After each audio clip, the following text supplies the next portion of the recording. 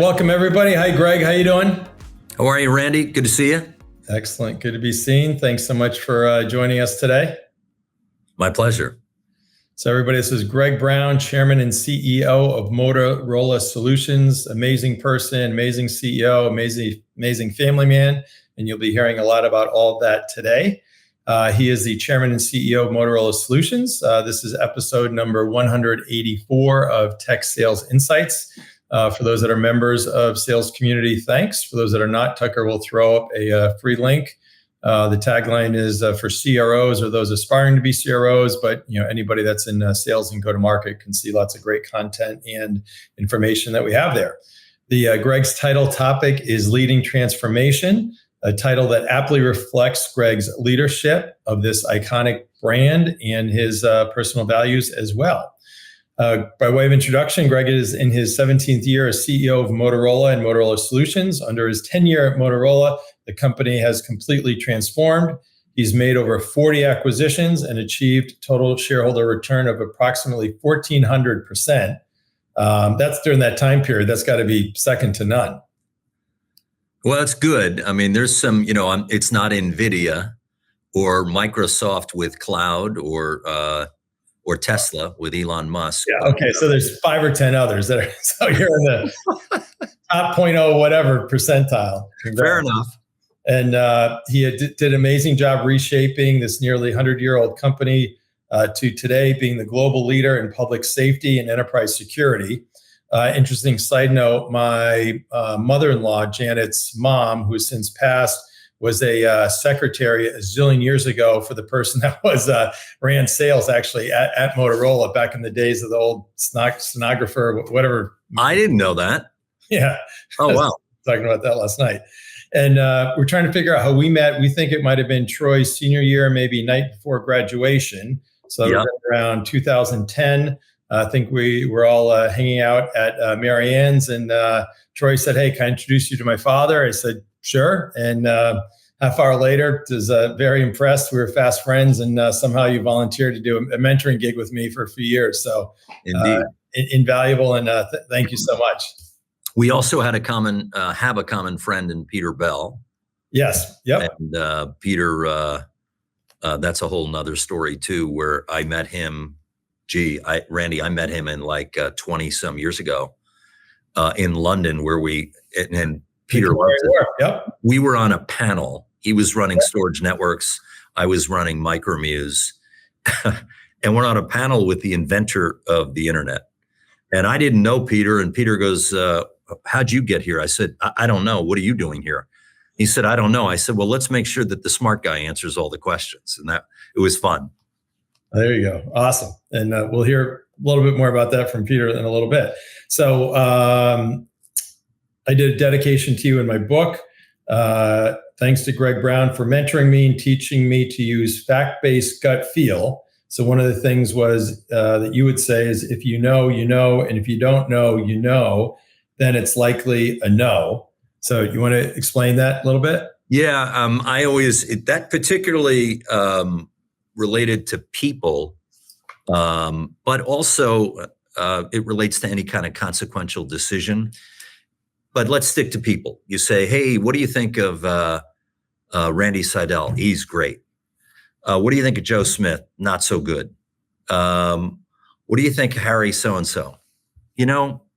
I don't know. And what I would argue is, if you are familiar with a person, 18 months, 2 years, not new, but you're familiar, and you still don't know, then you know.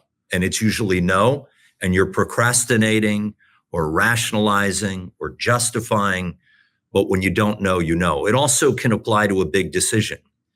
You want to go here? Yep. You want to go there? Nope. What about this? I don't know. And typically, an I don't know gut will inform you to proceed with caution or not do it. Not always, but that's my belief. Yep. And I've used that, and it's been so useful. And just think about the value of kind of just decision maker and decision making ability, and how long there's kind of analysis paralysis and things. Yep. So great. And another one, which may sound trivial, but again, is a big time saver, is about framing up emails and discussions into 3 categories. So if I'm going to be sending you something, you want to know either is it going to be an FYI, do I need help, or am I asking you a question? And oftentimes people are not clear. This is a big one for me. I always say there's 3 reasons for a meeting: a decision, FYI, which could also mean CYA, or let's think together about how to solve this problem. It's one of those 3. And oftentimes people meet or communicate without clarity of which one of those 3 it is. And if you're unclear about what it is, it's usually a waste of time or inefficient. I like clarity of engagement. Absolutely. So great. And then in my book I did during COVID, your go-to sales advisor, your testimony for me was your go-to sales advisor is foundational and a must-read for anyone in tech sales. So thank you so much for that. Yeah. And Tucker, as always, you have Tucker helping behind the scenes. Thank you, Tucker. So maybe throw up the sales community link in the book link as well. So speaking of Peter Bell, he says, I hold Greg Brown in the highest regard. He is a true person for others. I met Greg 25 years ago at a conference we were speaking at in Canary Wharf. Yeah. We've been friends ever since. His business leadership is unparalleled. He gives back in so many ways, including served as chair of the board of his beloved alma mater, Rutgers University, and chair of the Navy SEALs Foundation.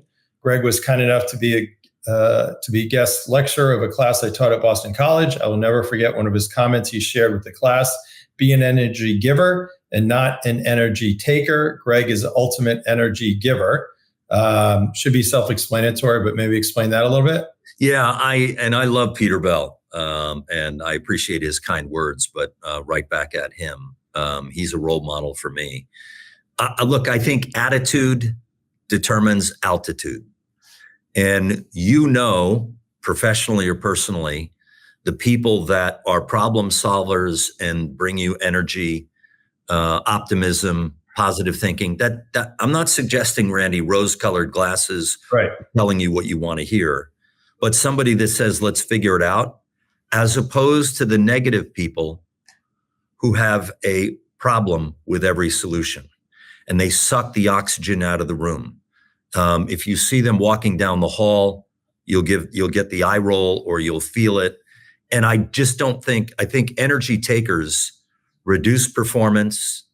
They suck the oxygen out of the room and they get in the way of crisp, aligned collaboration and a figure out mentality of here's what we got. Right. What can we go do? And I'm a big believer in that. And there's very few people I can think of that are higher energy than Peter Bell. There you go. In an authentic, genuine way. That's what I meant by that. Absolutely. So great. And he goes on to say that you're blessed with a wonderful family. The Browns are special people, and I shared a special moment with them a few months ago as we enjoyed an Elton John performance together. And then he says, I can't quite sing, but how wonderful life is while you're in the world. So yeah, great line there. That was awesome. And then John Kadzierski, who SVP Global Enterprise Sales at Motorola, says about 10 years ago, Greg and I were hosting Cook County Board President Tony, I won't say his last name, at the Motorola Innovation Center and Museum in Schaumburg, Illinois. We were sitting at a high top table talking, surrounded by her staff and by Motorola government affairs staff who were standing in a circle around us. Halfway through the conversation, one of the Motorola staff suddenly fainted. She was okay, but she also came away with a souvenir wearing Greg's suit coat, which he had politely given her in the ambulance to get checked out. A sales call that I will never forget. I've been on, over here, Greg loves sales. I was a frontline sales manager at the time, and Greg still joined the meeting. Greg never turns down a request from sales to engage with the customer. So great story, but just kind of symbolic of you. And I do a weekly post. It might be old school, but I'd say kind of 20 years ago, CEOs engaging in, forget about your kind actors, it's amazing, but just kind of engaging in sales and sales calls was commonplace. Now, I'd argue it's a rarity. It's interesting. I forgot about that woman who fainted. I didn't know when you were talking about that. I'm like, and then I was like, I do remember that. I think I love dealing with customers because they're real, they're raw, and they'll tell you what they think, good or bad. And Randy, as you know, in a management capacity, especially mine, a lot of information is massaged or filtered or extracted or, presented to me. And I like unfiltered communications.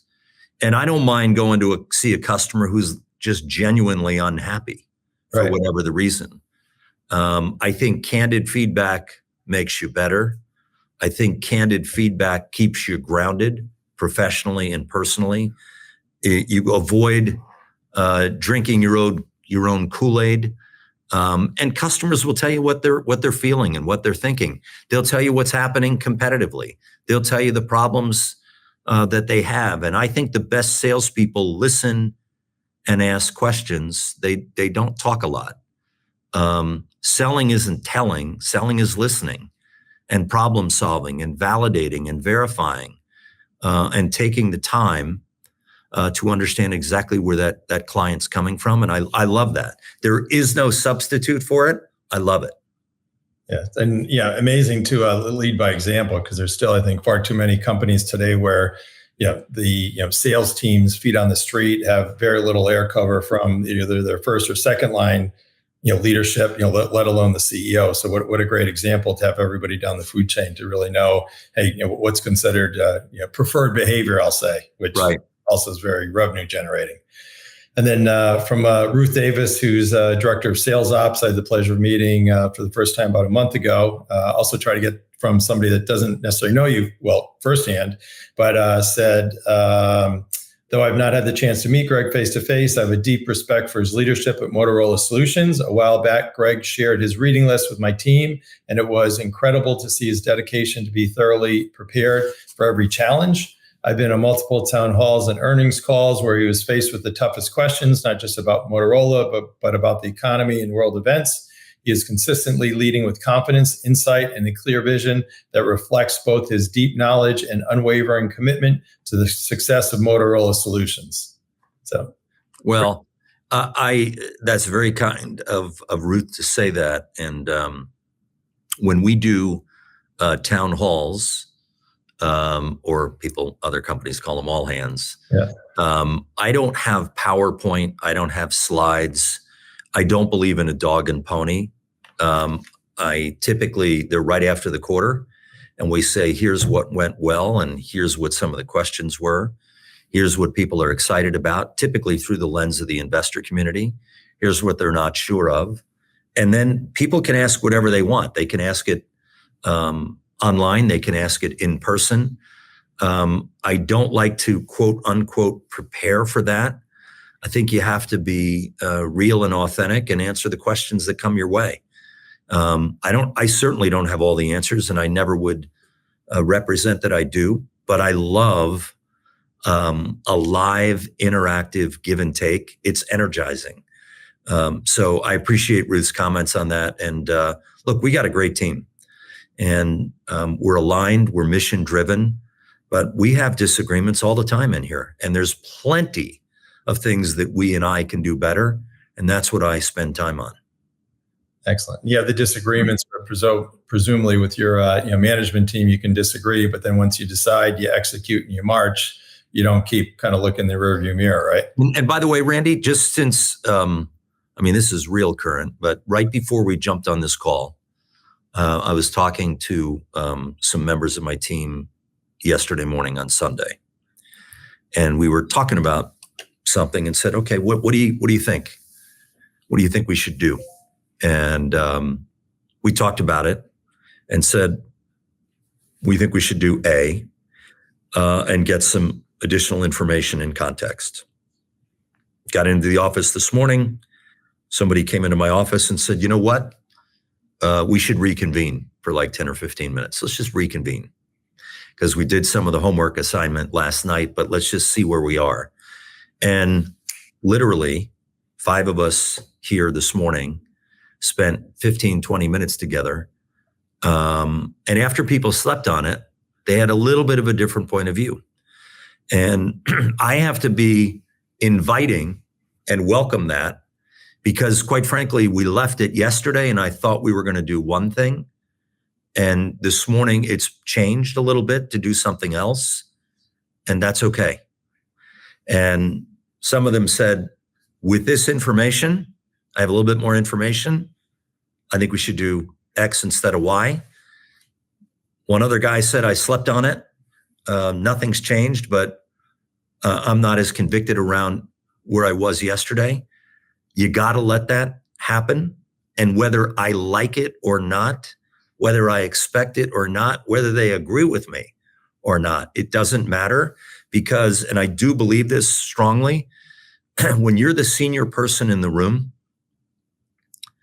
speak less, speak last. Otherwise, you contaminate the conversation.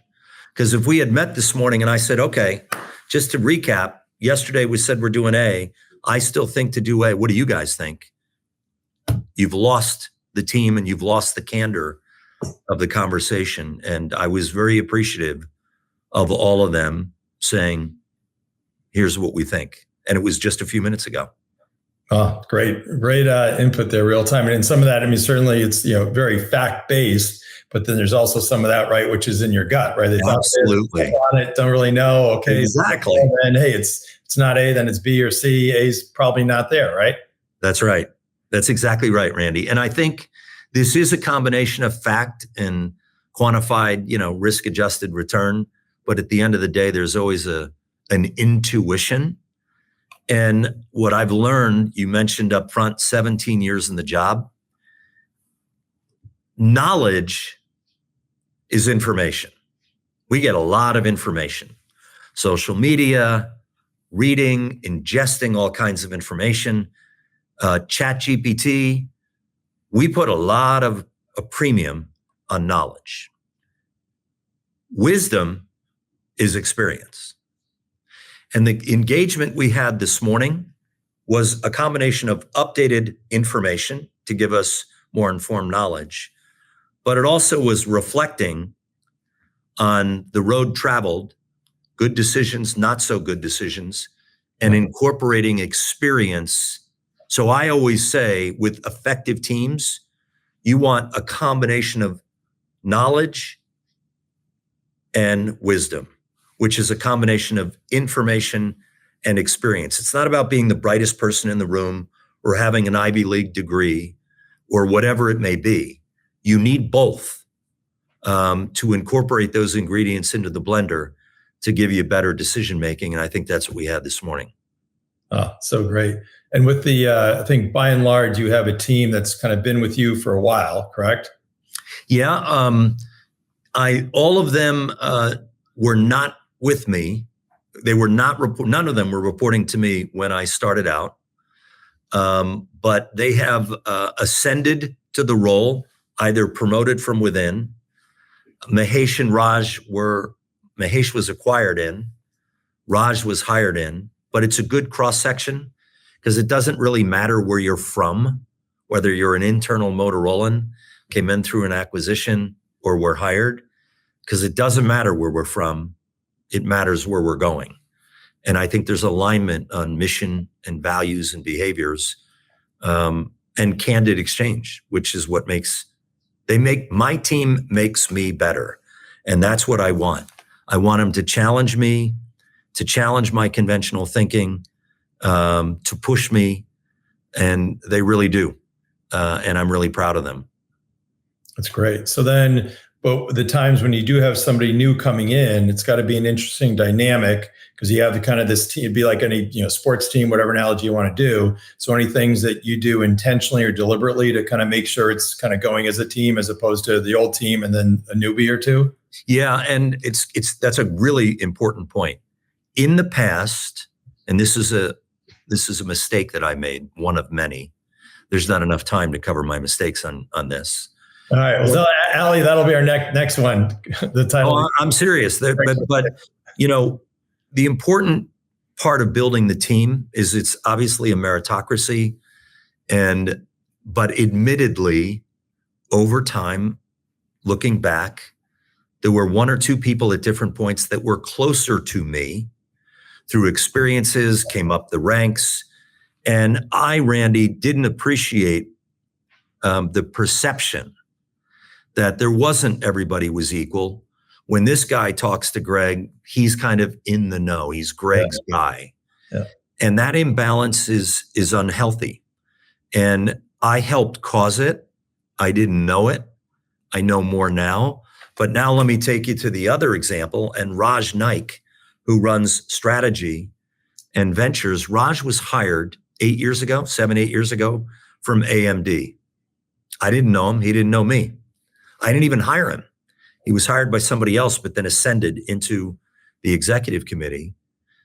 And what he did was he made it a point coming into a new company to immerse himself in two things: the operational rhythm of the business and the culture of Motorola Solutions. So he didn't come in as the strategy guy and say, we should turn left or turn right. He used to come out of, he was a former McKinsey consultant. He didn't come in here with his pre-described points of view and impose them on us.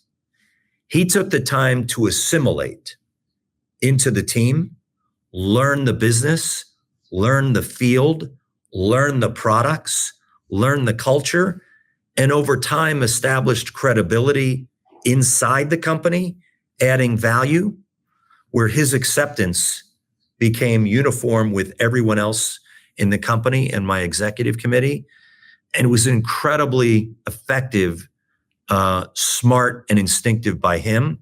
And I think there's a lesson there about coming into a team, how you come into a team, and then how welcoming I am to make sure that person is included and equal to everyone else through any lens you put it through a perspective on. And I compliment Raj on effectively doing that. Oh, awesome. Really, really good. And this was thinking back to around leadership and making decisions, and obviously no idea what it was you're discussing yesterday or this morning. But a lot of times too, you have leaders who kind of, maybe I'll say, be self-serving, right? Because you got their swim lanes, their product line, their P&L.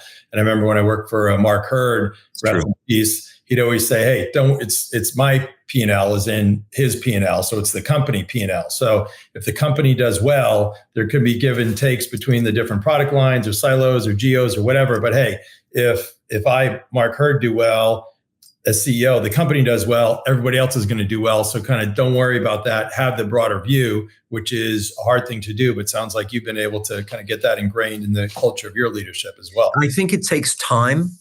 And I think I'm much better at it now than I was as a rookie CEO or my first few years. You learn by your mistakes. I think I made mistakes at communication. People say, "Oh, you're a very good communicator. You're good on your feet." That has nothing to do with it. When you're driving a lot of change, you got to do three things. You have to communicate what you're doing, why you're doing it, and communicate how it affects people. When we were moving fast in the beginning of Motorola, and there was reasons to move fast. I was a battlefield promotion. It was a conglomerate at the time. The cell phone business was really hurting, and the company was losing about $350 million a quarter. And we had to take rapid action. I thought it was obvious of what we needed to do, but I did it, but didn't communicate why we were doing it as effectively and consistently as I should. And I didn't communicate how it affected them or didn't. And that was a big mistake. And I also didn't acknowledge and appreciate the culture of Motorola, because I was 4 years in as an employee of the company, but that's not a long time. And all of a sudden I'm running the company, and I underestimated the culture and didn't take the time to appreciate it and learn from it. And I moved quickly, but didn't adequately communicate the why and that how it affected people. And I didn't have followership in my first few years at Motorola, and arguably because of my mistakes. And looking back, I would have done it differently. But you live and you learn. Absolutely. And I think a core concept in kind of everything that you're saying is, easier said than done, but kind of the concept of kind of, giving and getting feedback. I work with a lot of companies in my current capacity, and several times the CEO will say, "Oh, we want unfiltered feedback," but then as you go down the ranks, Right. they really don't. Right. And then you have other ones who then just don't, and just think, what damage does that cause versus, again, being open feedback, giving and getting feedback, whether you're, individual contributor, all the way on up to you. Yeah. And the way you get candid feedback over time is it takes over time. You got to establish trust. And I like doing lots of skip level meetings. And I ask people a zillion questions. What do you think of this? What do you think of that? Do you think this was a good acquisition? What would you do differently? I always ask the magic wand question. If you were king or queen for a day and had my job. Careful what you ask for. What one thing would you do differently at Motorola and why? But people won't tell you. So here's what I always say. If people aren't telling me really what they think, that's not their fault. That's mine. Because I don't create the environment or haven't convinced them of the trust that I have in them. It's my fault. So when someone says, I asked for candid feedback and I don't get it, that ain't the people's problem. That's your problem. And I always say, listen, you can talk to me in confidentiality. I'm not going to use information to blow up your boss or blow up somebody else, because that's not sustainable. But there's no magic wand. It takes time. But I enjoy getting a lot of feedback, and I love asking questions. I really do, because that's the way I primarily learn. I'm not going to read anything that's going to tell me about what people are thinking. Right. I'm not going to read anything about how a product is doing. You got to talk to customers and people in an inviting, engaging way, disarming, where they feel comfortable enough to tell you. Absolutely. I mean, I always found if you go down the ranks, it kind of would be it's the insecurity of the middle managers. So if, I would go down, or I remember, somebody would say to me, hey, Randy, can you believe, Mark Hurd or Dave Donatelli is talking to so-and-so. Don't you want to be there? Like, no, why? Like, I trust, and is what it is. Well, who knows what they're going to say? I'm like, great. I hope they find something, because we're all on the same team together. Because, exactly. That insecurity that exists, in corporate America, whether it's, small company or big company, also can be damaging. Exactly. And look, it takes another mistake I made earlier on is I'm all about results and tasks and things. But a lot of the work you have to do is not a task orientation. It's not a quota to meet. It's not something to achieve. It's taking the time with people to talk and listen and learn. I always believe in this order.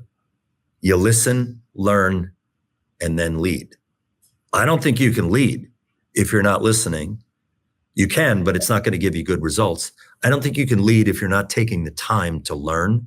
And I was blessed with spending time with former Secretary of Defense Bob Gates years back. And he said, Brown, micro knowledge, not micromanage.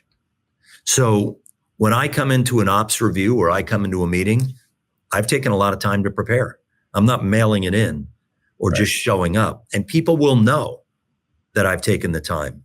Yeah. And when you take the time to prepare, when you take the time to show an interest, when you take the time to invest, it helps. And it raises the bar, because people say, if he knows that, then I got to raise my game too. So it was invaluable knowledge from Bob that I always remember him telling me years ago. Absolutely. Bring Mark Hurd's name again. I remember you go, getting ready for the QBRs, it'd be like a battle. You're getting ready. Okay. What am I going to know or not know or whatever. And if you don't know, you just say, I don't know. And so many people would just go down the path trying to come up with some BS answer. And you could just see the Ginsu knife coming out. Just exactly. They're just going to get skewered. Like, you got to be kidding me. And at the same time, I know your philosophy is the same as mine, which is, hey, if you're going to be preparing and doing that, you also have to get something out of it. It's just not to report the news, but hey, if I'm doing a QBR with you, I've got some asks, right, for me or my team or feedback or something else. It's not just to give you the information, but I want to get information back. Exactly. You're right. And I guess it's, when people, they're always to some degree nervous to be in the room or having a review, but Randy, you're so spot on, because I'm still surprised when I ask a question and I could tell on short order the person doesn't know, right, but they feel the need to keep talking or bobbing and weaving. And I'm like, I respect more when a person says, I don't know. I have no idea. I'm like, cool, that's good. I don't either. We'll get back to me. That's fine. Great. Yeah. Especially sales calls, right? If it's a technical product, like I'm not technical, I don't know. We'll make sure we'll figure it out for you. We get back to you. There's, so much to be said for that. So, right. All right, let me finish my intro. So somehow Ruth got us on all those fantastic tangents. So finishing up really strong here with Troy Brown, who's your son, VC investor now, and new grandson, Jack Quinton Brown, correct? Yes. 6 weeks old. Congrats. All right. Congrats, Troy, and proud grandpa. Says his family nickname is Forrest Gump because he always seems to find a way into the most unique situations or with unique people. That's pretty good. And that is true. His ready to put it here. His guilty pleasure is Slim Jims. They're the worst things for you, Randy. Terrible. I know. I was trying to read the labels. Like, it's so small you can't read. But don't read the label. You'll never have it. It's got to be some protein, though. You'd think it's protein, but it's a lot of crap and salt and everything else. But I like it, and I don't care. There you go. I'm in Naples, so we have a potential hurricane coming. So actually, I should tell my wife to get these because it lasts, right? Be a good meal. And then Troy also says, you mentioned before, he's still the only non-VC alum to guest speak at the Perspectives management class that Peter did. And then really nice, I'm going to try and say it without crying, as great of a business leader that he is, he's even a better father. So you can't get any better than that. So well, and I don't want to get emotional here either, but just to add to that, when Troy got married 3 years ago, I guess 2020 in COVID, he asked me to be his best man. And Randy, there's nothing better than that. Wow. I think, at the end of the day, I kind of think success is when you get older and your kids want to spend time with you. That's pretty cool. And Troy, by the way, Troy has helped me. That's another thing we could do. I have called him when I wasn't sure about something. I've called him when I was scared. I've called him when I was vulnerable. And when Carl Icahn was in our stock a long time ago, and he was a very intimidating force, I used to bring Troy with me to the dinners at Carl's house. Troy is, he's a special young man. And so is my daughter, Megan. They're both, I have the greatest kids. Yeah, but she went to Notre Dame. So we'll focus, Troy went to BC. Can you believe it? Megan, Notre Dame, Troy, Boston College. Talk about the holy wars. Ooh. There you go. So great. But anyway, so well said there. So talking about Motorola Solutions from the kind of go-to-market sales side, any particular one or two challenges that you can mention to us? Yeah, I'd say there's a few. One is, and this isn't unique to us, but you mentioned early on, we've done 40 acquisitions, so the portfolio is getting larger. And we're selling, public safety, mission critical communication systems. We're selling 911 command center software, and we're selling video security and access control. And derivatives of those are prem and cloud. So one of the challenges for the sales team is always knowing the portfolio. Right. And being able to problem solve and listen to customers. You can't be a subject matter expert on everything, but knowing enough to engage the customer, problem solve, and then I go and identify the resources in the company.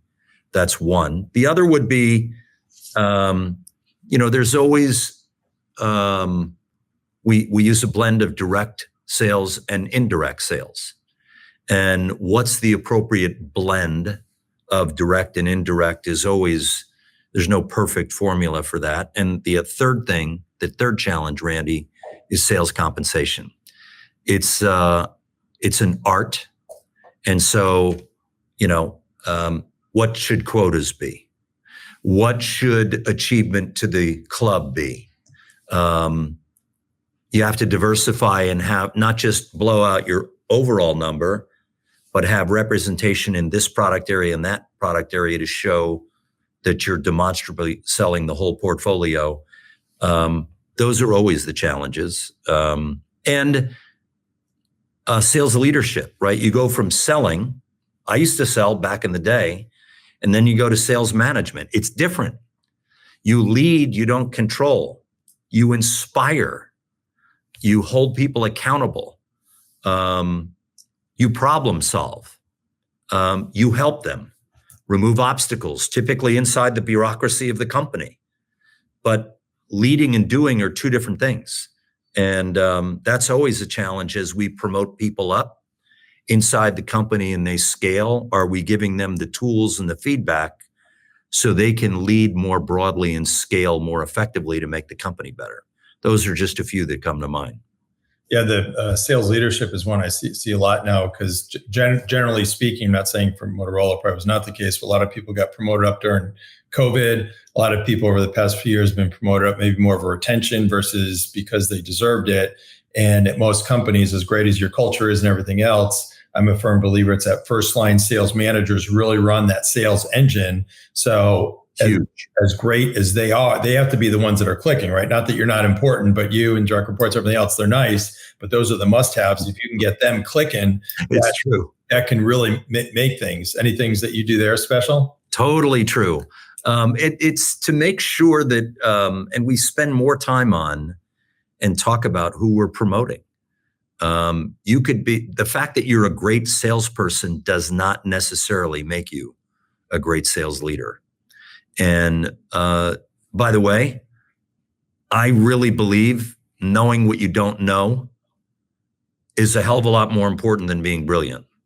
So when I look at first line sales leaders, I look at resilience, I look at grit, I look at adaptability, I look at work ethic. It's as much heart as it is head. And spending time on the right optimization and combination of those skills, I think, is important. Absolutely. All right. I've not been soliciting any feedback or questions from the audience here watching, so I'll try and get that going here. So Kevin, thanks for your nice hello. And then from Mark Foley, you touched on it a little bit, Greg, but how do you really make the candid exchange happen where others won't fear blowback or repercussion for disagreement? Which when we're talking about kind of just the skip levels and kind of giving feedback. Well, I'll go to something I referenced a few minutes ago about this morning without getting into the detail. A person came into my office, this is where we were talking about something on the weekend, and said, I'm not sure about this. And it was literally different than what we talked about over the weekend. And he said, I owe it to you to be candid. You may not like to hear it. It may not be what you want to do, but I have to tell you this. And I listened I was surprised, listened and said, why don't we kind of get some folks in a room and make sure that I'm hearing what they really want to tell me. And I did that. I mean, that was literally today. I think we reached a better decision. And then what do I got to make it a point, which I will do right after this, is to circle back and say to him, I appreciate you. Appreciate you coming in. Appreciate you telling me honestly what you thought and what you think, which was a little different than where we were over the weekend. That's okay. It's okay to change your mind. It's okay to reflect further on it. So when people tell you something you don't want to hear, I think treating them well, And then circling back and thanking them is really important. But you got to do it over and over. Because if you do that, but then you fall off the wagon and I react or get pissed off and say, come on, Randy, what's up? This is not what you said. And if I start beating you up, I've lost you. And you really have to have, and I think this goes back to my earlier comment of, information and experience and knowledge and wisdom. I've gotten a lot better appreciating people's experiences and being more inviting with alternate points of view, because I know, look, it's hard for someone to come in to me and say, I don't agree, or I have a different point of view. I mean, I have to remember how hard it is for them to do that. So for them to do that, regardless of what we do, I need to make sure I tell them I appreciate them. And not just tell them, but show them and do it repeatedly. And I think when you do that, you build a pretty powerful culture that is all about trying to do what's right instead of trying to be right. When you don't care who gets the credit, you can achieve anything. And so I appreciate people like that. Yeah. Over the years, I always, for different, either events or press releases or whatever, but I hate the word I. That tells you a lot, I think, about somebody. Exactly. So if you were talking to, I'm not sure what your kind of first line sales people are, if you got kind of inside sales, BDRs, SDRs, or kind of reps, but if you were talking to kind of that cohort of folks, what would be your marching orders to them? Learn the products, lead your people. Managing is fine. Lead them, coach them, be accessible to them. The other thing, Randy, is, and I've learned over time, again, through mistakes, and I think you know this, but sometimes people need a pat on the back. Sometimes they need a kick in the ass, and sometimes you should do nothing. And the best sales managers, or for that matter, leaders, know the differences between the people they are leading. Mm-hmm. And understanding you lead people differently, each one. So a sales leader or frontline sales manager shouldn't take her style or his and impose it. They should have the depth perception and discernment to understand what makes each one tick and take the necessary steps to lead this person a little differently than you would lead this person, a little differently than you would lead that person. That takes time, takes attention. I think the best salespeople and sales leaders are interested, not interesting. If you're interesting, I'm talking about me. I'm talking about I. Yep. Let me tell you how interesting I am, Randy. If you're interested, I'm asking you, listening, understanding, learning, and building that foundation about who you are, so I have a better appreciation of how to lead you and help you going forward.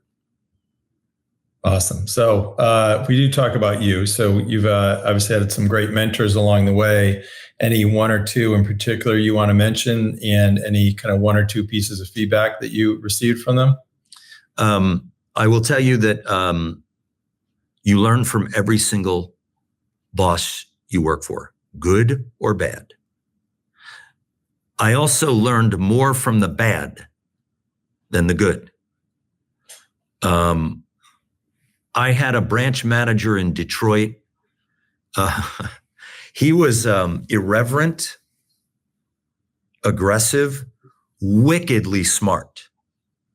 And he used to challenge me. And what I took away from him was know what the hell you're talking about and be prepared. And I could never, ever, he was a few levels above me, but when I was in the room with him, there's no mailing it in. You better come to the dance fully prepared. And Morley Winograd taught me that. And he taught me acute listening in front of a customer and creative problem solving. He was A lot of people didn't like him. I loved him. And he was hard on me, but I loved him because he made me better. Dick Notabart was the CEO of Ameritech, was really hard on me. And I didn't appreciate it at the time. I didn't appreciate it most of the time. And I felt he held me to a standard he didn't hold other people to. I'd look around the room, and if there were 6 of us, 6 division presidents, I'm the one getting my butt kicked. And I'm like, well, get a load of this guy and this woman. They're not even carrying their water, and you're in my grill. Right. But that's because I was too focused about me. And in retrospect, he was harder on me because he expected more from me. And I appreciated that more later on. But he was definitely a consequential leader who made me better. I think, I mean, my parents made me better too. My father was a disciplinarian taskmaster who, in many ways, Randy, he was a clean your plate. Don't talk back to your mother. Your coach is always right. Respect your elders, and don't be a victim. And if you have any problems, I remember him saying this, you got problems? Look in the mirror, because it starts with you. And he was unbending and rigid, but that was very helpful to me. And as the baby of 5 kids, now, if I was the oldest, that might have been a little hard or more harsh, but as I could see the play unfold and know what to do and what not to do, my father was really helpful to me. He had a wicked sense of humor. By the way, he always read, learned. And my mother was an incredibly empathetic, compassionate woman who never said a bad word about anybody and said, the sun comes out tomorrow. And she would always say to me, Gregory, I'll never forget this, Randy. I'd be complaining about something or say, this is bad. Gregory, put those shoulders back, shine those shoes, and put one foot in front of the other. You can do it. I think my parents had a profound impact on me in a positive way. And my oldest brother, Dick, even though there's a 14-year age difference, he was a Fortune 500 CEO. So I used to see him. I mean, my first recollection of him was he was the valedictorian at his college graduation at OU. He was 21 and I was like 7. And I remember my parents saying, that's your brother. That's your brother. He's really successful. And I said, well, hell, he must be doing something right. So obviously that helped too. But he was a role model and a mentor as well. Oh, fantastic. We had Scott McNeely on last week, and he has lots of similar, I'll say, just old school thoughts around parenting. So whole different discussion. But anyway, so kind of you've been amazing. So we're wrapping up here. I think 2 more questions. Maybe advice to your younger self. Any one thing?